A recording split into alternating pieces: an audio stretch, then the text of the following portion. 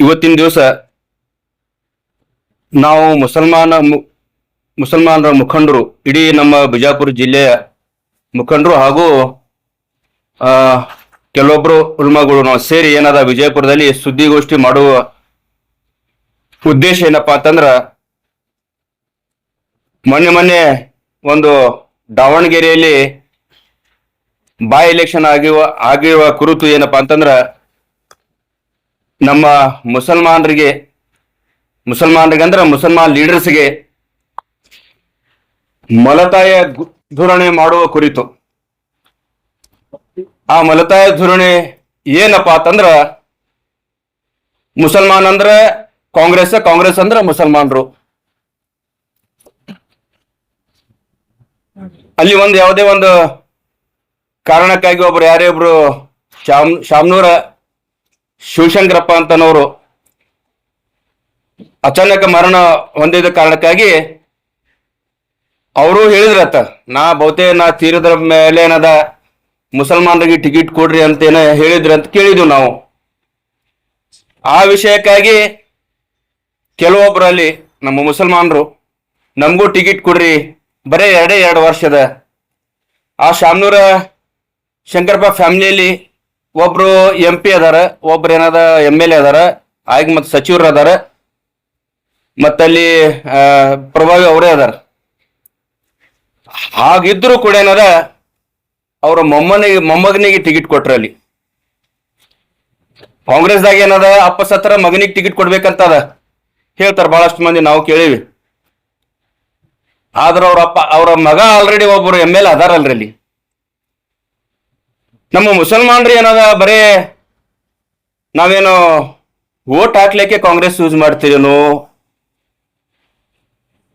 ಯಾರ ಕೇಳಿದ್ರೇನು ದೊಡ್ಡ ನಮ್ಮ ಕಾಂಗ್ರೆಸ್ ಲೀಡರ್ಸ್ ಹೇಳ್ತಾರ, ಇಲ್ರಿ ಮುಸಲ್ಮಾನರ ಪಾರ್ಟಿ ಇತ್ತದು ಅಂತ ಹೇಳ್ತಿ. ಬರೋಬ್ಬರ ಇದ್ರಪ್ಪ, ಗಂಟ್ ನಿಮ್ ಕಡೆ ಐತಿ, ನಮ್ ಕಡೆ ಏನೂ ಇಲ್ಲ. ಆದ್ರ ಆ ಭಾಷೆ ಯೂಸ್ ಮಾಡಕ್ ಬರಲ್ಲ, ಯೂಸ್ ಮಾಡೋದಿಲ್ಲ. ಅರ್ಥ ಮಾಡ್ಕೊಂಡವ್ರಿಗೆ ತಿಳಿಬೇಕದು. ಗಂಟ್ ನಿಮ್ ಕಡೆ ಐತಿ, ನಮ್ ಕಡೆ ಏನೂ ಇಲ್ಲ. ಯಾಕಿಲ್ರಪ್ಪ? ನಾವು ಮುಸಲ್ಮಾನರು ಬರೀ ನಿಮ್ಗೆ ಓಟೆ ಹಾಕ್ಬೇಕು? ನಾವು ಶೈಕ್ಷಣಿಕವಾಗಿ, ರಾಜಕೀಯವಾಗಿ, ಆರ್ಥಿಕವಾಗಿ ಯಾಕೆ ಬೆಳಿಬಾರದು? ನಾವು ಯಾಕೆ ಬೆಳಿಲಾಕತ್ತಿಲ್ಲಪ್ಪ ಅಂತಂದ್ರ, ನಾವು ಟೋಟಲ್ ಕಾಂಗ್ರೆಸ್ ಪಕ್ಷದ ಮ್ಯಾಗ ಅವಲಂಬಿತ ಆಗಿವಿ, ಅದರ ಮ್ಯಾಗ ಡಿಪೆಂಡ್ ಆಗಿದ್ದೀವಿ. ಹಂಗಾಗಿ ನಮ್ಗೇನಾದ ನೀವು ಯೂಸ್ ಮಾಡ್ಕೋತಾ ಇದ್ದೀರಿ, ನಾವು ಯೂಸ್ ಆಗ್ತಾ ಇದ್ದೀವಿ. ಈ ಪ್ರೆಸ್ ಮುಖಾಂತರ, ಸುದ್ದಿಗೋಷ್ಠಿ ಮುಖಾಂತರ ನಾನು ಏನು ಹೇಳಕ್ ಬಯಸ್ತೀನಪ್ಪ ಅಂತಂದ್ರ, ನಮ್ಮ ಯುವಕರಿಗೆ ಜಾಗೃತ ಆಗ್ಲಿಕ್ಕಪ್ಪ ಅಂತಂದ್ರ, ಒಂದು ಕಾಲ್ ಹಿಂಗ್ ಬರ್ತದ, ಮನೆ ಹುಡುಕ್ಯಾಡಿ ಅದು ಏನ್ ಮಾಡ್ತಾರಂತ ನಾ ಹೇಳಲ್ಲ. ಆವಾಗ ನಿಮ್ ಬಹಳ ಅಣ್ಣವ್ರು ಏನೇ ಹೇಳಿದ್ರಂತ ಅನಿಸ್ತದ. ದಯವಿಟ್ಟು ಈ ಮುಖಾಂತರ ನಾನು ಮುಸ್ಲಿಂ ಸಮಾಜದ ಮುಖಂಡರು, ಮುಸ್ಲಿಂ ಸಮಾಜದ ಯುವಕರು ವಿಶೇಷವಾಗಿ ಕೈ ಜೋಡಿಸ್ತಾ ಹೇಳ್ತಾ ಇದ್ದೀನಿ. ಮುಸ್ಲಿಂ ಸಮಾಜದ ಉಲ್ಮಾಗಳು, ಮೌಲ್ವಿಗಳಿಗೆ ನಾ ಕೈ ಜೋಡಿಸಿ ಹೇಳ್ತಾ ಇದ್ದೀನಿ. ವಿಶೇಷವಾಗಿ ನಾ ರಿಕ್ವೆಸ್ಟ್ ಮಾಡ್ತಾ ಇದ್ದೀನಿ ಮುಸ್ಲಿಂ ಸಮಾಜದ ಉಲ್ಮಾಗಳಿಗೆ. ಏನ್ ಮಾಡ್ತಾ ಇದ್ದೀನಪ್ಪ ಅಂತಂದ್ರ, ಇದು ಏನ್ ಸರ್ಕಾರ ಏನದಲ್ಲ 136 MLA ಅದಾವ. ಅದಕ್ಕೆ ಕಾರಣಭೂತಿ ಟೋಟಲ್ ಮುಸಲ್ಮಾನರು. ಸೆಕೆಂಡ್ರಿ ನಮ್ಮ ಸಮಾಜದ ಏನದ ಮೌಲ್ವಿಗಳು ಅದಾರ, ಅವರು ಒಂದು ಫತ್ವಾ ಹೊಡಿಸ್ತಾರ. ಎಲ್ಲಿದಿಂದಪ್ಪ ಅಂತಂದ್ರ ಬೆಂಗಳೂರದಿಂದ ಒಂದು ಮರ್ಕಜ್ದಿಂದ ಫತ್ವಾ ಇದು ಮಾಡ್ತಾರ. ನಾವೆಲ್ಲಾ ಮುಸಲ್ಮಾನರ, ಕರ್ನಾಟಕ ರಾಜ್ಯದ ಮುಸಲ್ಮಾನರು ಟೋಟಲಿ ಕಾಂಗ್ರೆಸ್ ಮಾಡಬೇಕು. ತದನಂತರ ಏನ್ ಮಾಡ್ತಾರ, ಅಲ್ಲಿದಿಂದ ಆದೇಶ ಮಾಡ್ತಾರ. ಎಲ್ಲಾ ನಮ್ಮ ಸ್ಥಳೀಯ ಅಂಜುಮನ್ಗಳು ಅದಾವಲ್ಲ, ಅಲ್ಲಿದಿಂದ ಏನ್ ಆರ್ಡರ್ ಮಾಡ್ತಾರಪ್ಪ ಅಂತಂದ್ರ, ನೀವು ಒಂದೇನಾದ ಲೆಟರ್ ಬರೀರಿ, ತಮ್ಮ ತಾಲೂಕದಾಗ ತಮ್ಮ ಊರೊಳಗೆ ಲೆಟರ್ ಬರ್ದೇನದ, ನಾವೆಲ್ಲಾ ಮುಸಲ್ಮಾನರು ಕಾಂಗ್ರೆಸ್ಗೆ ಸಪೋರ್ಟ್ ಮಾಡ್ತಾ ಇದ್ದೀವಿ, ಕಾಂಗ್ರೆಸ್ ಸರ್ಕಾರ ಬರ್ಲಿ ಈ ಸಲ ಅಂತ ನೀವು ಸಪೋರ್ಟ್ ಮಾಡ್ರಿ ಅಂತ ಏನದ ಉಲ್ಮಾಗಳು ಒಂದು ಆದೇಶ ಹೊರಡಿಸ್ತಾರ. ಅದೇ ಉಲ್ಮಾಗಳಿಗೆ ನಾ ಕೈ ಜೋಡಿಸಿ ರಿಕ್ವೆಸ್ಟ್ ಮಾಡ್ತಾ ಇದ್ದೀನಿ. XYZ ಉಲ್ಮಾಗಳು ನಾವು ನಿಮ್ಗೆ ನಾ ಹೆಸರು ಹೇಳುವ ಅವಶ್ಯಕತೆ ಇಲ್ಲ. ನೀವು ಅರ್ಥ ಮಾಡ್ಕೋಬೇಕು.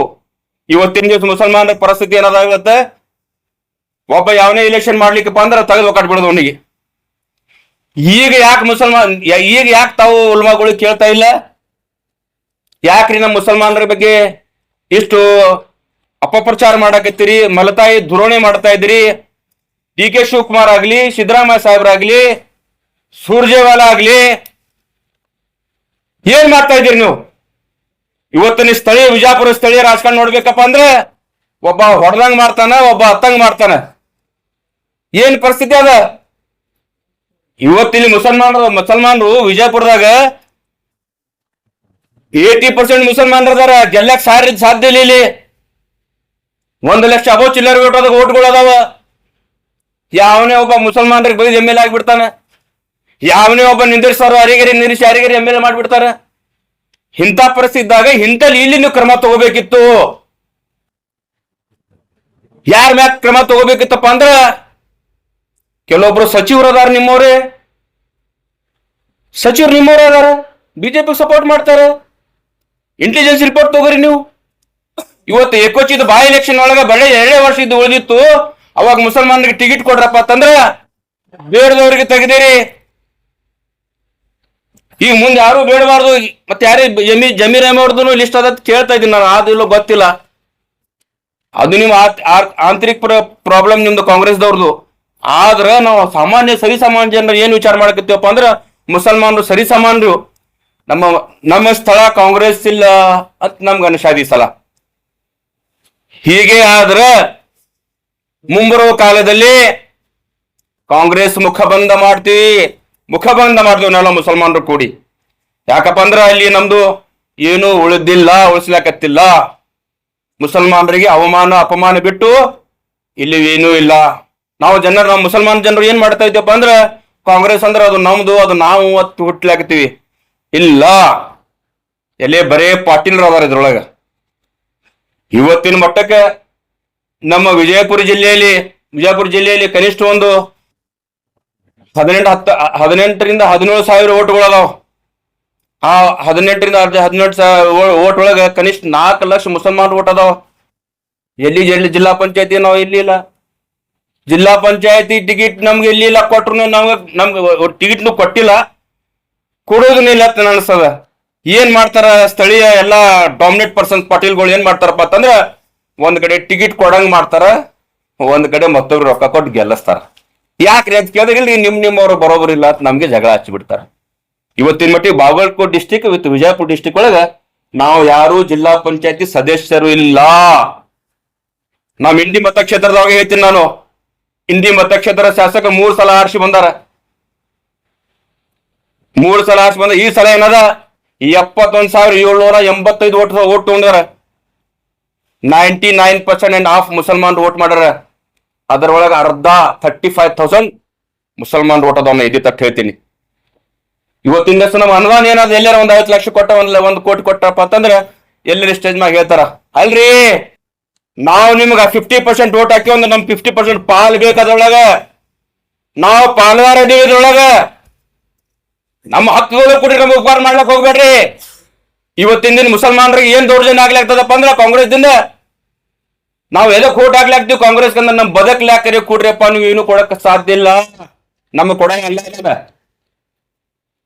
ನಮ್ಗೆ ಏನಾದ್ರು ಕೊಡ್ಬೇಕಿತ್ತೀರಂದ್ರ ಕಾಂಗ್ರೆಸ್ದವರು ನೀವು ಕೊಡಕ್ ಸಾಧ್ಯ ಇಲ್ಲ, ನಾವು ಕೊಡಕ್ ಸಾಧ್ಯ ಇಲ್ಲ, ನಿಮ್ ಕೆಪಾಸಿಟಿನೂ ಇಲ್ಲ. ನಮ್ಗ ಬದಕ್ಲಾಕ್ ಕೊಡ್ರಿಯಪ್ಪ ಅಂತ ಹೇಳಕ್ ನಿಮ್ಗೆ ಓಟ್ ಹಾಕ್ಲಾಕತ್ತೀವಿ. ಅದರೊಳಗ ನೀವು ಏನ್ ಮಾಡಕತ್ತೀರಪ್ಪ ಅಂದ್ರೆ ಇವ್ ಚಂದಾಗಿ ಬದಕ್ಬಾರ್ದು ಅನ್ನೋದು, ಒಂದ್ ರೊಟ್ಟಿ ಕೊಡಲ್ಲ, ಪಾವ್ ರೊಟ್ಟಿ ಕೊಟ್ಟ ಮಂದಿಗೆ ಹೇಳ್ಬಿಡ್ತೀರಿ. ಇವತ್ತಿನ ದಿವಸ ಪರಿಸ್ಥಿತಿ ಇದು ಐತಿ. ನಾವು ಇವತ್ತಿನ ದಿವಸ ಈ ಪ್ರೆಸ್ ಮೀಟ್ ಮಾಡುವ ಮುಖಾಂತರ ನಾ ಹೇಳ್ತಾ ಇದ್ದೀನಿ, ಇವತ್ತಿನ ದಿವಸ ನಾವು ಮುಸಲ್ಮಾನರು ಎಲ್ಲರೂ ಜಾಗೃತ ಆಗ್ಬೇಕು. ಕಾಂಗ್ರೆಸ್ ಜೆಂಡಾ ಹಿಡಿಯೋದು ಬಿಡಬೇಕು. ರಾಜಕಾರಣ ಮಾಡಿ ಲೀಡರ್ಶಿಪ್ ಮಾಡ್ರಿ. ನಮ್ಮ ಮುಸಲ್ಮಾನರು ಏನ್ ಮಾಡಕತ್ತೀವಪ್ಪ ಅಂದ್ರೆ ಜೆಂಡಾ ಹಿಡಿಯಾಕತ್ತೀವಿ. ಯಾವುದೇ ಒಂದು ಪಾಟೀಲ್, ಯಾವುದೇ ಪಾಟೀಲ್ ಥರ್ಡ್ ಪಾಟೀಲ್ ಅವನಿಗೆ ಜಯವಾಗ್ಲಿ, ಇವನಿಗೆ ಜಯವಾಗ್ಲಿ, ಬರೇ ಜಯವಾಗ್ಲಿ ಆಗ್ಲಾಕತ್ತೀವಿ. ಮುಸಲ್ಮಾನರಿಗೆ ಎಲ್ಲಿ ಜಯ ಆಗ್ಬೇಕು? ಇವತ್ತಿನ ಮಟ್ಟಿಗೆ ಬರೀ ಒಂದು ಟಿಕೆಟ್ ಕೇಳಿದ್ವಿ ನಾವು. ಆ ಟಿಕೆಟ್ ಕೇಳ ಕಾರಣಕ್ಕಾಗಿ ಎಷ್ಟು ಮುಖಂಡರು ಅವ್ರ ಜೀವನ ಯಾವಾಗ ಹುಟ್ಟ್ಯಾರ ಅವಾಗ ಕಾಂಗ್ರೆಸ್ ಮಾಡಕತ್ತಾರ. ಅವ್ರು ಅಂತವ್ರಿಗೆ 10 ನಿಮಿಷದಾಗ ತೆಗೆದ್ಬೇಕಾಗ್ಬಿಟ್ರು. ಜೇರ್ಕತ್ತ ಮುಂಬರುವ ಕಾಲದಲ್ಲಿ ಜಿಲ್ಲಾ ಪಂಚಾಯತ್ ಎಲೆಕ್ಷನ್ ಅದಾವ, ತಾಲೂಕ್ ಪಂಚಾಯತ್ ಎಲೆಕ್ಷನ್ ಅದಾವ. ನಾವಾಗ್ಲಿ ಯಾರ್ಯಾರ ಪಕ್ಷದಾಗ ಟಿಕೆಟ್ ಕೇಳಿದ್ರ ಅವ್ರಿಗೆ ಪಕ್ಷದಿಂದ ಉಚ್ಚಾಟನೆ ಮಾಡೋರು. ಬರೀ ನಾವು ಮುಸಲ್ಮಾನರು ನಿಮ್ ಮುಸ್ರಿ ತಿನ್ನಕ್ ಬಂದಿಲ್ಲ, ನಮಗೂ ಅದ್ರ ಪಾಲ್ ಬೇಕು, ನಾವು ಅದ್ರ ಊಟ ಮಾಡ್ಬೇಕಂತ ಈ ಮುಖಾಂತರ ನಾನು ಹೇಳಕ್ ಬಯಸ್ತೀನಿ.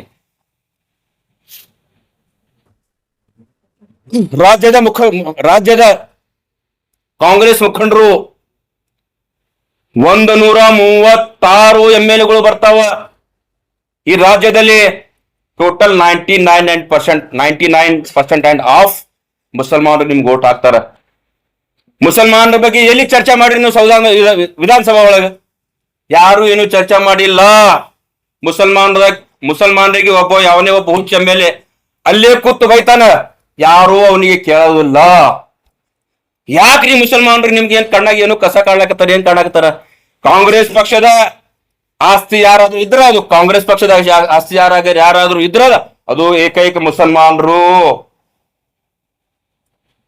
136 MLA ಒಳಗ ಯಾರ್ಯಾರ ಮುಸಲ್ಮಾನರ ಬಗ್ಗೆ ಯಾರ್ಯಾರು ಧ್ವನಿ ಎತ್ತಾರ? ಯಾರು ಹೇಳ್ರಿ ನೀವು ಇಲ್ಲಿ ಇದೆಲ್ಲ ಇದ್ದೀರಿ, ಪತ್ರಿಕಾಗೋಷ್ಠಿದವ್ರು ಇದ್ದೀರಿ, ಯಾರು ಬಗ್ಗೆ ಮಾತಾಡ್ತಾರ? ಬರೀ ನಮ್ ಖುಷಿ ಮಾಡ್ತಾರ, ಮುಂದೆ ಬೈದಂಗ್ ಮಾಡ್ತಾರ, ಹಿಂದವ್ರು ಒಂದೊಂದು ಇಡ್ತಾರ. ಹಾಗಾಗಿ ಈ ಮುಖಾಂತರ ನಾವಾಗ್ಲಿ, ನಮ್ಮ ಅತೌಲಾ ಸರ್ ಆಗ್ಲಿ, ಅಸೀಂ ಸರ್ ಆಗ್ಲಿ, ಮಶಾಲ್ಕರ್ ಸರ್ ಆಗ್ಲಿ, ಎಲ್ಲಾ ಮುಖಂಡರು ಅದಾರ ಇಲ್ಲಿ.